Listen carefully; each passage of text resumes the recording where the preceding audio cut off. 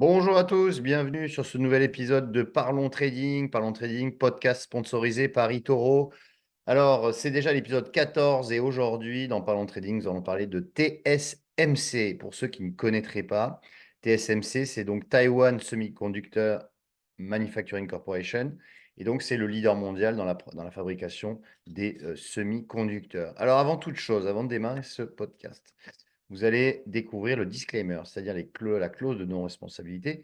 Si vous souhaitez donc la lire, c'est maintenant.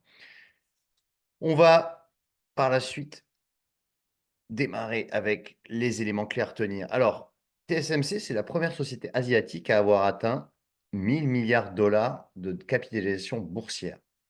C'était il y a quelques jours.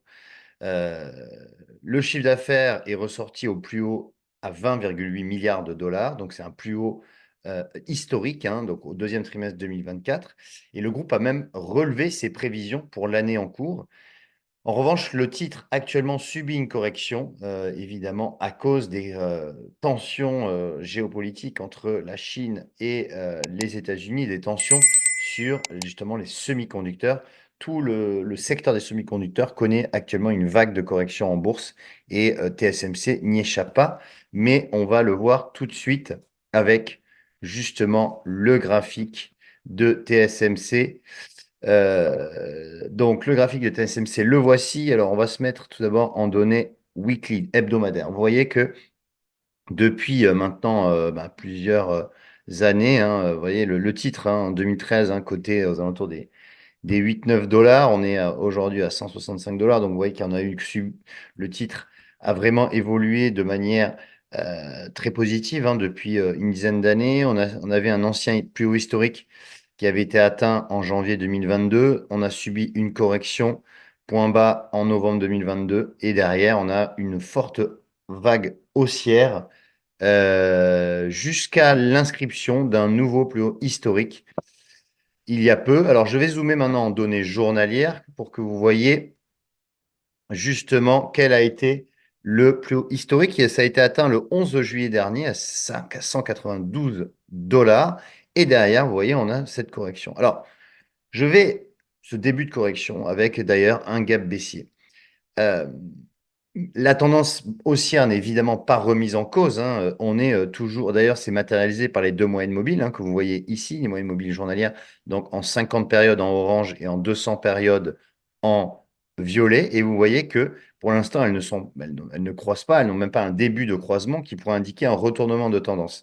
Pour l'instant, on teste la moyenne mobile à 50 jours, donc on est sur un niveau de support intermédiaire.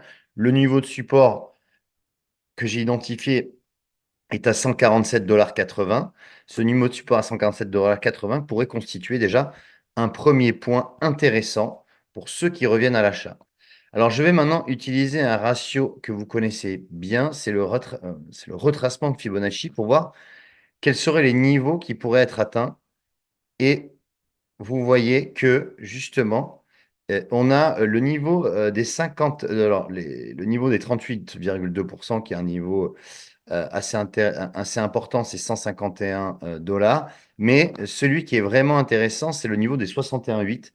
Ce niveau de 161,8, eh bien, comme par hasard, c'est un niveau de support de creux aux alentours des 126 dollars. Donc, c'est vrai que si le cours revenait à 126 dollars, ce qui correspond à une correction assez profonde, on pourrait vraiment revenir eh bien, à l'achat sur le titre. Voilà, alors aujourd'hui, eh bien, c'est vrai que on a donc, comme je le disais, ce gap baissier hein, qui a été formé donc, lors de la séance du 7 juillet. Maintenant, on est dans une phase, vraiment la correction a démarré. On peut avoir une correction en trois temps. Donc, on a baissé, on a la phase A déjà qui est déjà intervenue. On pourrait avoir une B hein, qui revienne vers 176 et ensuite repartir à la baisse vers 147,80, voire en extension 126, comme je disais, aux alentours des 120, 126, 125 dollars. Ça serait vraiment un niveau d'entrée très intéressant. Mais comme je le disais, la tendance n'est pas remise, tendance haussière n'est pas remise en cause. On est toujours dans une forte tendance haussière de moyen long terme.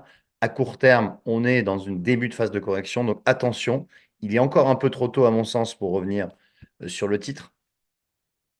Mais comme je le disais, on n'a pas de retournement de tendance tout pour l'instant. Voilà, je vous remercie de m'avoir suivi pour ce podcast. N'hésitez pas à liker si ça vous a plu. Pour ceux qui écoutaient en podcast, vous pouvez aller sur YouTube, évidemment, voir le podcast avec des images, puisque quand on parle d'analyse technique, il vaut quand même regarder et visionner, visualiser le graphique. Quant à moi, je vous dis à la semaine prochaine pour un nouveau Parlons Trading et je vous souhaite une très bonne semaine. Ciao.